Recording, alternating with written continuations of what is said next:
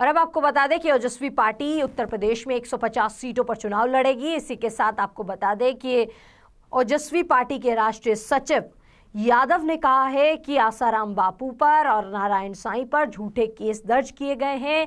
इसी के साथ ना तो कोर्ट इस पर उन्हें सजा दे रहा है, ना ही इस पर कोई फैसला सुना रहा है और ना ही किसी तरह की जमानत उन्हें दी जा रही है। हरिओम सिंह ने किसी राजनीतिक दल का नाम लिए बिना कहा कि जब ओजस्वी पार्टी राजनीति में उतरने की बात करती है तो उसे वोट बैंक हाथ से जाने का डर सताने लगता है। ऐसी कोई राजनीति नहीं है, वोट काटने की राजनीति है। हम लोगों के सामने, हमें ये सुप्रचार का एक तरीका है, हम लोगों में यह बात बताना चाहते हैं कि हम वाकई निर्दोष हैं। लोगों के सामने जाएंगे, लोगों से रूबरू होंगे, लोगों के कड़वे से कड़वे प्रश्नों का हम लोग सामना करने के लिए तैयार हैं, क्योंकि हमें मालूम है कि हम निर्दोष हैं। लोगों को हम बताना चाहते हैं कि हम निर्दोष हैं। अगर जनता हमें विधानसभा तक लेके जाती है, इसका अर्थ यह है सीधा सीधा कि जनता भी यह मान रही है कि हम वाकई निर्दोष हैं। वोट ऐसी कोई राजनीति नहीं है, वोट काटने की राजनीति है।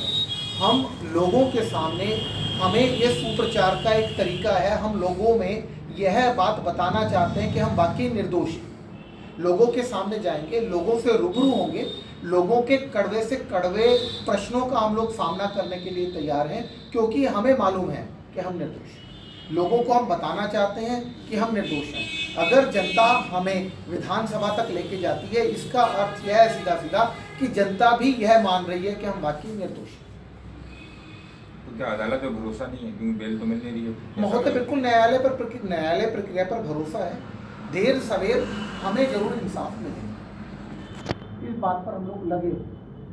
भले देर हो सवेर हो, लेकिन न्याय तो एक दिन आएगा, मिलेगा जरूर। और हमें मालूम है, क्योंकि हम निर्दोष हैं, हमारे हक में